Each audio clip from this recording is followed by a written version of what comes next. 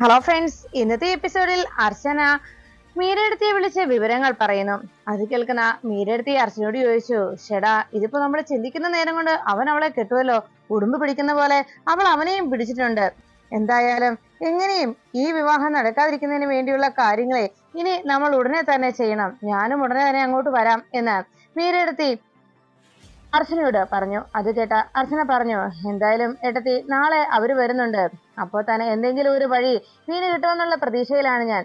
നാളെ അവന്റെ വീട്ടുകാർ വരുമ്പോ എന്തെങ്കിലും ഒരു വഴി കിട്ടിക്കഴിഞ്ഞാൽ അവനെ എങ്ങനെയാണ് നിർത്തി പൊരിക്കേണ്ടതെന്ന് എനിക്കറിയാം. അവനെ ഇവിടെ നിന്ന് പോകുന്നതിന് മുൻപ് തന്നെ ഒരു ഡോസ് ഞാൻ കൊടുത്തിട്ടേ വിടൂ, അങ്ങനെ സംഭവിച്ചാൽ തന്നെ എന്ന് മീരടുത്തിയോട് അർച്ചന അറിയിച്ചു. അത് കേട്ട മീരടുത്തി പറഞ്ഞു, നാളെ എപ്പോഴാ അവര് വരുന്നത്? എന്തായാലും ഞാനും നാളെ അങ്ങോട്ട് വരാം എന്ന് മീരടുത്തി അർച്ചനയോട് പറഞ്ഞു. നമുക്ക് നോക്കാം ഏട്ടത്തി, എന്തെങ്കിലും ഒരു പോംവഴി കിട്ടാതിരിക്കില്ല. എന്തെങ്കിലും ഒരു വഴി ഈ വിവാഹം നടക്കാതിരിക്കുന്നതിനായി ഈശ്വരൻ നമുക്ക് കാട്ടിത്തരും, അത് തീർച്ചയാണ്. അങ്ങനെ ഒരു വിശ്വാസത്തിലാണ് ഞാൻ മുന്നോട്ട് പോകുന്നത് എന്ന് അർച്ചന മീരടുത്തിയോട് പറഞ്ഞു. അങ്ങനെ പറഞ്ഞുകൊണ്ട് മീരടുത്തി ഫോൺ വെച്ച് കഴിയുമ്പോൾ ശശി റൂമിൽ നിന്ന് അർച്ചന പോലും അറിയാതെ എങ്ങനെയാണ് ചികിത്സയ്ക്ക് വിധേയാക്കുക എന്നതിനെ കുറിച്ച് ആലോചനയിൽ മുഴുകി. എങ്ങനെ പറഞ്ഞാണ് അയാളെ ഞാൻ ഇനി ഹോസ്പിറ്റലിലേക്ക് കൊണ്ടുപോവുക? ട്രീറ്റ്മെന്റിന്റെ കാര്യം പറഞ്ഞു കഴിഞ്ഞാൽ അയാൾ ചിലപ്പോൾ അതിന് അനുവദിക്കുമെന്ന് കരുതുന്നില്ല. എങ്കിലും എന്തെങ്കിലും ഒരു പോംവഴി ഉണ്ടാക്കിയേ തീരൂ.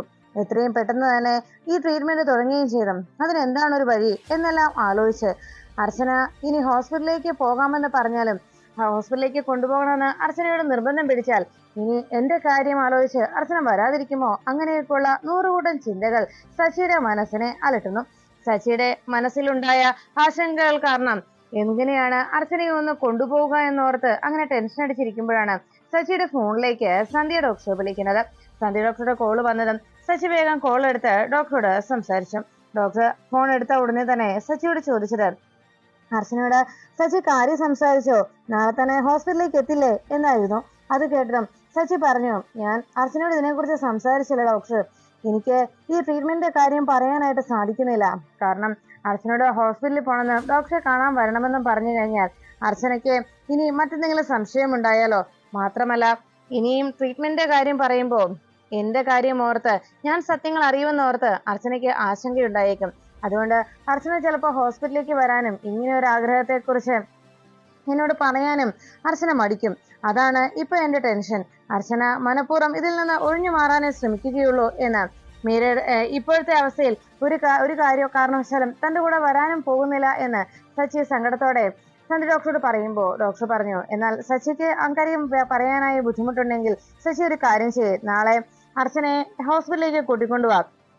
ഞാൻ അർച്ചനയോട് സംസാരിച്ചോളാം. വേണ്ട രീതിയിൽ കാര്യങ്ങൾ ഞാൻ അർച്ചനയ്ക്ക് മുന്നിൽ അവതരിപ്പിച്ചോളാം. ശശി ഒന്നുകൊണ്ടും ടെൻഷൻ ആവണ്ട, ഞാൻ പറയുമ്പോൾ അർച്ചനയ്ക്ക് അത് മനസ്സിലാകും എന്ന് പറഞ്ഞു. ശരി ഡോക്ടർ, ഞാൻ അർച്ചനയോട് പറയാമെന്ന് പറഞ്ഞ് ശശി ഫോൺ വയ്ക്കുന്നു.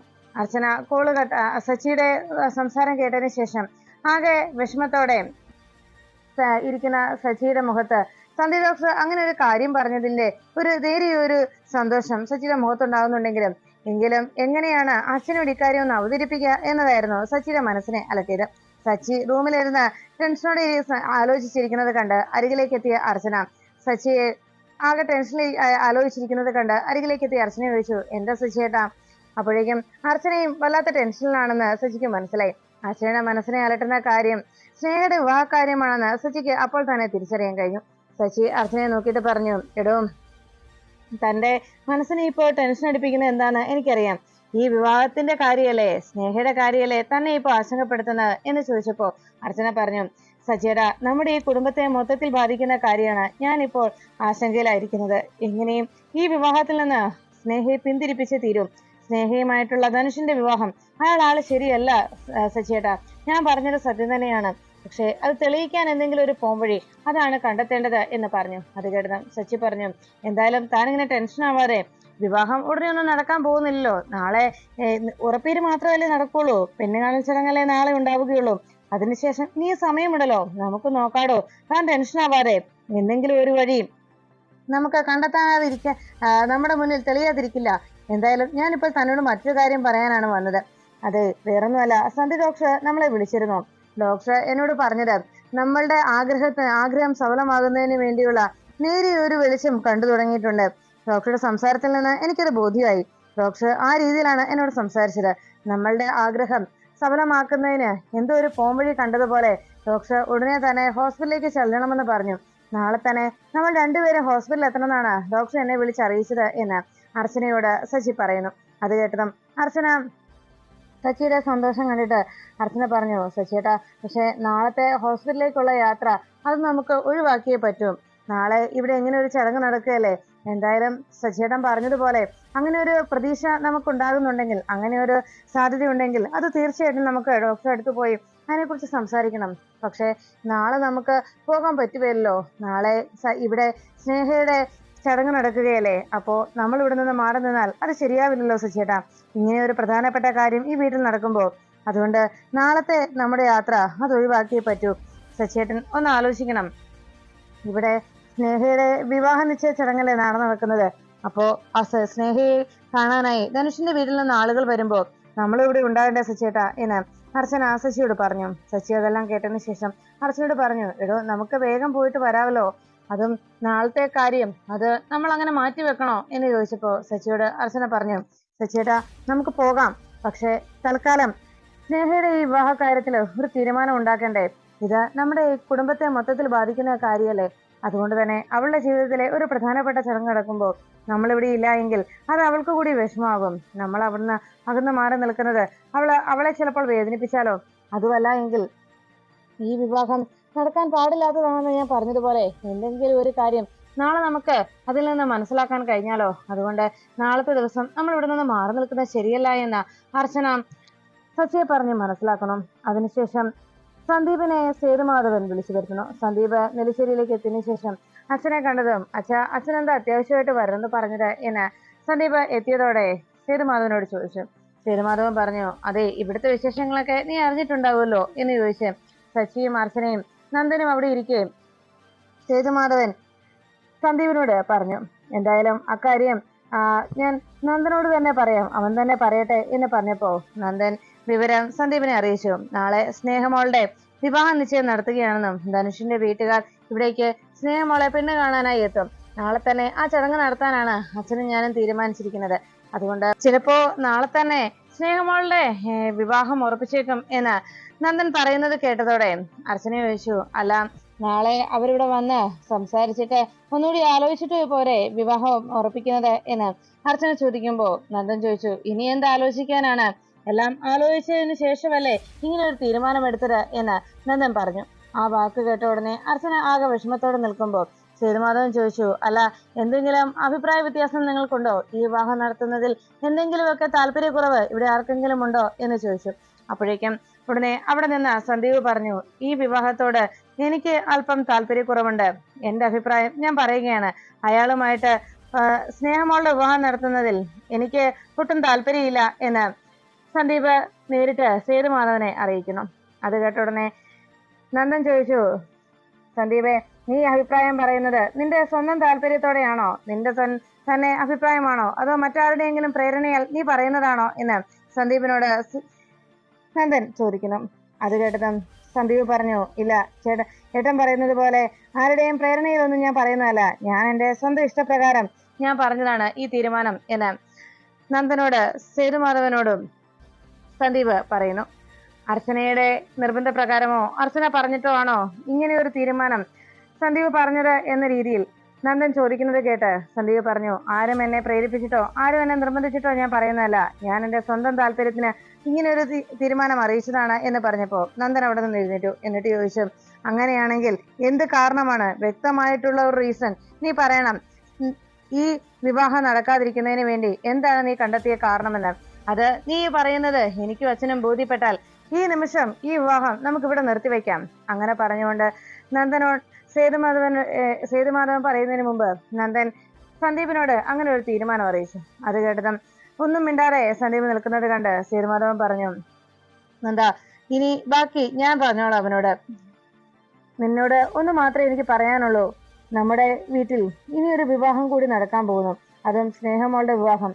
നിനക്ക് അറിയാവല്ലോ, ഒരാളെ ഇഷ്ടപ്പെട്ടതിന് ശേഷം അയാളെ തന്നെ വിവാഹം കഴിക്കാനായി ആഗ്രഹിക്കുന്നത് അത് എത്രത്തോളം അയാളുടെ മനസ്സിനെ ആ ആഗ്രഹം പുലയ്ക്കുന്നുണ്ട് എന്നും അയാളുടെ മനസ്സിൽ എത്രത്തോളം അയാള് കടന്നുകൂടിയിട്ടുണ്ടെന്നും മറ്റാരേക്കാളും നിനക്ക് മനസ്സിലാക്കാൻ കഴിയും. കാരണം നീയും ഒരു പെൺകുട്ടിയെ ഇഷ്ടപ്പെട്ട് വിവാഹം കഴിച്ചവനാണ്. നിനക്ക് ഇഷ്ടപ്പെട്ട ആളെ നീ സ്വന്തമാക്കിയതാണ്. അതുകൊണ്ട് തന്നെ അങ്ങനെ ഒരു വിവാഹം നടത്തിയ നിനക്ക് തന്നെയുള്ളൂ അങ്ങനെ ഒരു സംഭവം അല്ലെങ്കിൽ ആ ഒരു അവസ്ഥയിൽ ജീവിക്കുന്ന ആളുകളുടെ മനസ്സ് പെട്ടെന്ന് മനസ്സിലാക്കാൻ കഴിയുന്നത്. അതുകൊണ്ട് തന്നെ ആതിരയ്ക്ക് പകരം ഇന്ന് എന്റെ നിർബന്ധപ്രകാരം അന്ന് അനഘയെ നീ വിവാഹം കഴിച്ച് ജീവിച്ചിരുന്നെങ്കിൽ ഇന്ന് ആതിരയോടൊപ്പം നീ ജീവിക്കുന്ന ഈ സന്തോഷകരമായ ഒരു ജീവിതം നിനക്ക് കിട്ടുമായിരുന്നോ എന്ന് നീ ആലോചിച്ചാൽ മതി. അതുപോലെ സ്നേഹമോളും ധനുഷുമായിട്ട് ഇഷ്ടത്തിലായി കഴിഞ്ഞു. അവർ രണ്ടുപേർക്കും ഈ വിവാഹത്തിന് താല്പര്യവുമാണ്. അങ്ങനെ ഒരു മാനസികാവസ്ഥയിലാണ് അവരിപ്പോൾ മുന്നോട്ട് പോകുന്നത്. അങ്ങനെയുള്ളപ്പോ അവരുടെ ആ സന്തോഷം തല്ലിക്കെടുത്താൻ ശ്രമിക്കുന്നത് ശരിയാണോ എന്ന് നീ ഒന്ന് ചിന്തിച്ചു നോക്ക്. ഞാൻ കൂടുതൽ നിനക്ക് പറഞ്ഞു തരേണ്ട കാര്യമില്ലല്ലോ. അന്ന് നീയും നിനക്ക് ഇഷ്ടപ്പെട്ട ആളെ വിവാഹം കഴിച്ചതല്ലേ. ആ നിലയ്ക്ക് അവളുടെ സന്തോഷം അതല്ലേ ഇനി നമ്മൾ നോക്കേണ്ടത്. എന്റെ മക്കളുടെ മനസ്സറിഞ്ഞ് അവരുടെ സന്തോഷത്തിനൊപ്പം നിൽക്കാൻ ആഗ്രഹിക്കുന്ന ഒരു നല്ല അച്ഛനായി മാറാനാണ് ഞാൻ ആഗ്രഹിക്കുന്നത്. അവരുടെ സന്തോഷത്തിനൊപ്പം നിൽക്കുന്ന ഒരു അച്ഛനാകാനാണ് ഞാൻ ഇപ്പോൾ ചിന്തിക്കുന്നതും. അതുകൊണ്ട് തന്നെ സ്നേഹമോൾക്ക് ഇഷ്ടമുള്ള ഒരാളെ അവൾക്ക് വിവാഹം കഴിച്ചു കൊടുത്തുകൊണ്ട് അവളുടെ സന്തോഷം അങ്ങനെ തന്നെ നിലനിൽക്കുന്നത് കാണാനാണ് ഞാൻ ആഗ്രഹിച്ചത്. അതിനുവേണ്ടിയാണ് ഞാൻ ഇങ്ങനെ ഒരു തീരുമാനം എടുത്തതും. അതുകൊണ്ട് അവൾ ആഗ്രഹിക്കുന്നതും അവളുടെ സഹോദരങ്ങൾ അവളുടെ ഒപ്പം നിന്ന് ഈ വിവാഹബന്ധം സന്തോഷത്തോടെ അവളെ അനുഗ്രഹിച്ച് ആശീർവദിച്ച് ഈ ഒരു ജീവിതം അവൾക്ക് നൽകണം എന്നതാണ് അവളും പ്രതീക്ഷിക്കുന്നത്. അതിനിടയിൽ ഇങ്ങനെയൊരു അകൽച്ച ഇങ്ങനെയൊരു എതിർപ്പ് എന്നറിഞ്ഞാൽ അത് അവളുടെ മനസ്സിനെയും വല്ലാതെ വേദനിപ്പിക്കും. കൂടപ്പിറപ്പുകൾ ഒപ്പം നിന്ന് അങ്ങനെ ഒരു സന്തോഷം അവൾക്ക് നൽകുമെന്നാണ് അവളുടെ പ്രതീക്ഷ. പിന്നെ ഞാൻ പറയുന്നത് എന്റേതായ കാഴ്ചപ്പാടുകൾ മാത്രമാണ്. ഇനി എന്താണ് നിങ്ങളുടെ തീരുമാനമെന്ന് നിങ്ങൾ സ്വയം തന്നെ കണ്ടെത്തിയാൽ മതി. ഇപ്പോ ഞാൻ പറഞ്ഞത് എന്റെ മാത്രം ഒരു അഭിപ്രായമാണെന്ന് മാത്രമേ ഉള്ളൂ. എനിക്കും നന്ദനും ഉള്ളതുപോലെ തന്നെയുള്ള അധികാരവും അവകാശവും സ്നേഹമോളുടെ മേൽ ശശിക്കും സന്ദീപിനുമുണ്ട്. അതുകൊണ്ട് തന്നെ നിങ്ങൾക്ക് ഈ ഒരു തീരുമാനം എന്താണ് എടുക്കേണ്ടത്, ഈ വിവാഹത്തെക്കുറിച്ച് എന്ത് തീരുമാനമാണ് എടുക്കേണ്ടതെന്ന് നിങ്ങൾക്ക് 3 പേർക്കും തീരുമാനിക്കാം. അതിൽ ഞാൻ എന്തായാലും ഒരു കാരണവശാലും കൈകടത്തില്ല എന്ന് പറഞ്ഞ് സേതുമാധവൻ തനിക്ക് പറയാനുള്ള കാര്യങ്ങൾ സന്ദീപിനോട് അറിയിച്ചിട്ട് അവിടെ നിന്ന് പോകുന്നു.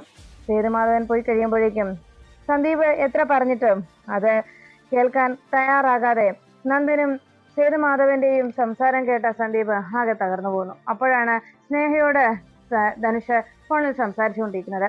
ധനുഷിന്റെ സംസാരം നാളെ വരാൻ പോകുന്ന തന്റെ വീട്ടുകാർ സ്നേഹയെ ഇഷ്ടപ്പെടുമോ എന്നതിനെ കുറിച്ച് ആശങ്കയോടെ സ്നേഹ സംസാരിക്കുമ്പോൾ തീർച്ചയായിട്ടും സ്നേഹ ഇഷ്ടമാകുമെന്നും അവർക്ക് അതിൽ യാതൊരു എതിർപ്പുമില്ല എന്നൊക്കെ ധനുഷ് പറയുമ്പോൾ അങ്ങനെയാണോ എന്നൊക്കെ വളരെ പ്രതീക്ഷയോടെ സ്നേഹ ചോദിക്കുന്നു. അങ്ങനെ സംസാരിച്ചുകൊണ്ടിരിക്കുമ്പോഴാണ് അവിടേക്ക് സന്ദീപ് എത്തുന്നത്. സന്ദീപ് സ്നേഹമോളെ എന്ന് വിളിച്ചത് കേട്ട് വേഗം ഏട്ടൻ വന്നു എന്ന് പറഞ്ഞ് വേഗം ഫോൺ വെച്ചിട്ട് ഞാൻ പിന്നീട് വിളിക്കാമെന്ന് പറഞ്ഞ് സ്നേഹ സന്ദീപിനോട് സംസാരിക്കാനായി ഫോൺ വെച്ച് വേഗം അരികിലേക്ക് എത്തുന്നു. ഏട്ടൻ വന്നല്ലോ, ഏട്ടനോട് എനിക്കൊരു കാര്യം പറയാനുണ്ടായിരുന്നു. ഈ വിവാഹത്തെ കുറിച്ച് അർച്ചനേടത്തേക്ക് വല്ലാത്ത എതിർപ്പാണ്. ഏട്ടനെ ഒന്ന് കാണാനിരിക്കുകയായിരുന്നു ഞാൻ. ഏട്ടൻ ഇക്കാര്യം അർച്ചനേടത്തിയോട് ഒന്ന് പറയണം. ഈ വിവാഹത്തോട് ഏടത്തി എന്തിനാ ഇങ്ങനെ എതിർപ്പ് കാട്ടുന്നതെന്ന്. ഈ വിവാഹക്കാര്യം പറഞ്ഞപ്പോൾ മുതൽ ഏടത്തിക്ക് ഇതിനോട് വല്ലാത്ത എതിർപ്പാണ്. അത് ഏട്ടനൊന്ന് പറഞ്ഞൊന്ന് സംസാരിക്കണം എന്ന് പറഞ്ഞപ്പോ അതേ ചോദ്യം തന്നെ സന്ദീപും അനഘയോട് സ്നേഹമോളോട് ചോദിക്കണം. അല്ല സ്നേഹമോളെ, ഇപ്പോ ഇങ്ങനെ ഒരു കാര്യം ഏട്ടത്തി പറയുന്നുണ്ടെങ്കിൽ അതിൽ എന്തെങ്കിലും കാരണമുണ്ടെന്ന് നീ ഒന്ന് മനസ്സിലാക്കണ്ടേ എന്ന് ചോദിച്ചപ്പോ സ്നേഹ പറഞ്ഞു, ഓ അത് ശരി, അപ്പോ ഏട്ടനും വന്നിരിക്കുന്നത് അതേ ആഗ്രഹവുമായിട്ടായിരിക്കും അല്ലെ. ഞാനൊരു കാര്യം പറയാം, അന്ന് ഏട്ടൻ എന്താ ഇങ്ങനെയൊക്കെ പെരുമാറുന്നത് എന്ന് എനിക്കറിയില്ല. ഈ അർച്ചനേടത്തേക്കും എന്താ പറ്റിയെന്ന് എനിക്കറിയില്ല. നിങ്ങൾ എല്ലാവരും എന്തുകൊണ്ടാ എന്നെ ഈ വിവാഹകാര്യത്തിന് ഇങ്ങനെ ഒരു എതിർപ്പ് കാട്ടുന്നത്? ഒരു കാര്യം എനിക്ക് ഏട്ടനോട് പറയാനുള്ളൂ. ഞാൻ നിങ്ങളെയൊക്കെ മനസ്സിലാക്കിയതിൽ എനിക്കാണ് തെറ്റ് സംഭവിച്ചത്. എന്റെ ചുറ്റുമുള്ളവരെയൊക്കെ ഞാൻ മനസ്സിലാക്കിയതിൽ എനിക്ക് വീഴ്ച പറ്റിപ്പോയി. അതുകൊണ്ട് ഏട്ടനോട് ഒരു കാര്യം ഞാൻ പറയാം. ഈ വിവാഹം നടത്തരുത് എന്ന് പറയാനാണ് ഏട്ടൻ വന്നിരിക്കുന്നതെങ്കിൽ അക്കാര്യം ഏട്ടൻ എന്നോട് സംസാരിക്കണമെന്നില്ല. പിന്നെ എനിക്ക് പറയാനുള്ളത് മറ്റൊരു കാര്യം കൂടിയാണ്. ഈ ധനുഷുമായിട്ടുള്ള ഈ വിവാഹം നടന്നില്ല എങ്കിൽ പിന്നെ ജീവിതകാലം മുഴുവൻ വിവാഹം കഴിക്കാതെ ഞാൻ ഇവിടെ തന്നെ ജീവിച്ചോളാം. അതായിരിക്കുമല്ലോ എല്ലാവർക്കും സന്തോഷമാകുന്നത്. അതുകൊണ്ട് തന്നെ വിവാഹം കഴിക്കാതെ അങ്ങനെ ഒരു വിവാഹ ജീവിതവും ഇല്ലാതെ ഞാൻ ഈ വീട്ടിൽ തന്നെ കഴിയാം. അപ്പോ എല്ലാവർക്കും ആശ്വാസമാകുമല്ലോ.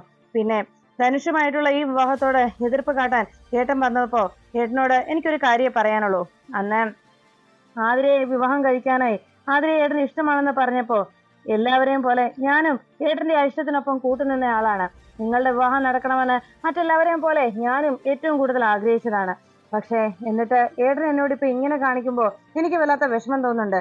അന്ന് ആതിരെ ഈ വീട്ടിലേക്ക് സ്വീകരിക്കുന്നതിന് വേണ്ടി എല്ലാവരുടെയും ഒപ്പം ഈ വീട് വിട്ടിറങ്ങാൻ തയ്യാറായതാണ് ഞാനും.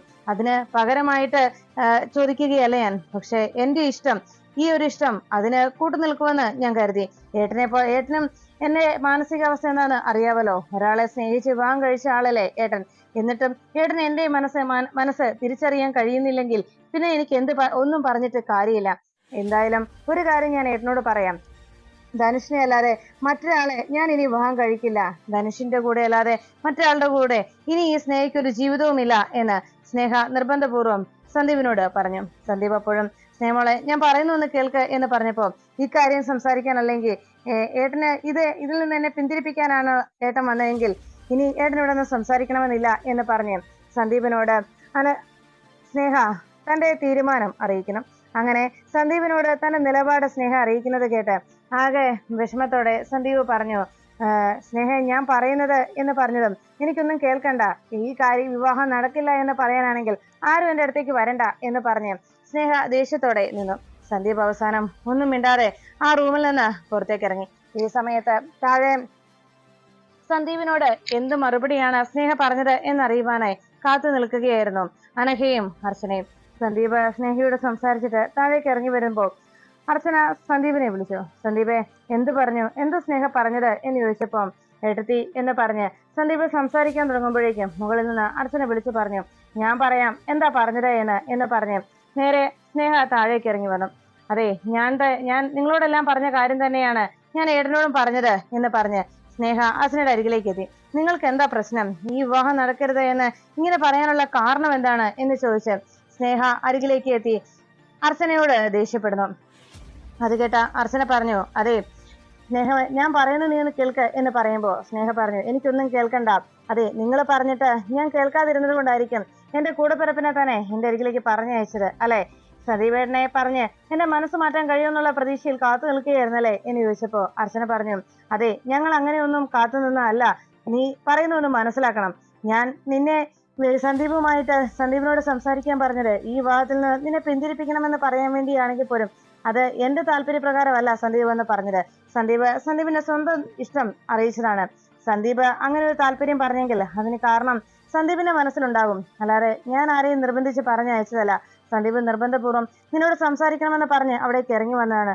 സ്വന്തം കൂടെപ്പിറപ്പ് പറഞ്ഞിട്ട് പോലും മനസ്സിലാക്കാൻ കഴിയുന്നില്ല എങ്കിൽ പിന്നെ മറ്റുള്ളവർ പറഞ്ഞിട്ട് കാര്യമില്ലല്ലോ എന്ന് അർച്ചന അറിയിച്ചു. അപ്പോഴേക്കും സ്നേഹ പറഞ്ഞു, അതെ എന്റെ കൂടെപ്പിറപ്പിനെ തന്നെ എനിക്കെതിരെ നിർത്തുകയാണല്ലോ. ഇനി ധനുഷ് എന്നെ വിവാഹം കഴിച്ചിട്ട് എന്റെ ജീവിതത്തിൽ എന്ത് സംഭവിച്ചാലും അത് ഞാൻ സഹിച്ചോളാമെന്ന് എല്ലാവരോടും പറഞ്ഞല്ലോ.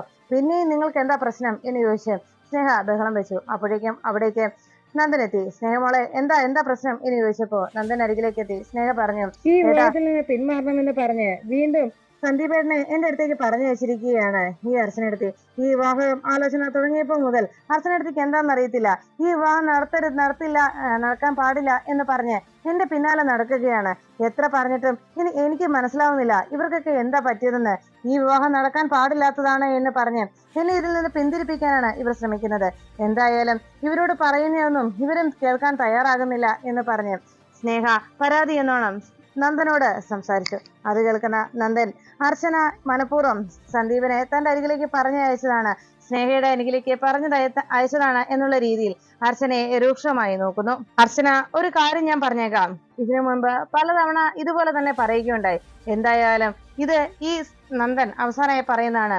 ഇനിയും അർച്ചനയുടെ ഭാഗത്തു നിന്ന് ഇതുപോലൊരു സംസാരം ഉണ്ടായി എന്ന് ഞാൻ അറിഞ്ഞാൽ പിന്നെ അർച്ചന ഇതുവരെ കണ്ട നന്ദനെ ആവില്ല പിന്നീട് കാണാൻ പോകുന്നത് എന്ന് നന്ദൻ അർച്ചനയോട് ദേഷ്യത്തോടെ സംസാരിക്കുമ്പോൾ അർച്ചനയോട് നന്ദൻ ഇങ്ങനെ ദേഷ്യപ്പെട്ട് സംസാരിക്കുന്നത് കേട്ട് സന്തോഷത്തോടെ സ്നേഹ നിൽക്കുമ്പോൾ അർച്ചന മറ്റുള്ളവരുടെ മുന്നിൽ ഒരു കുറ്റവാളിയെ പോലെ തലകുനിച്ച് നിൽക്കുന്നത് കണ്ട് സ്നേഹ സന്തോഷിച്ചു.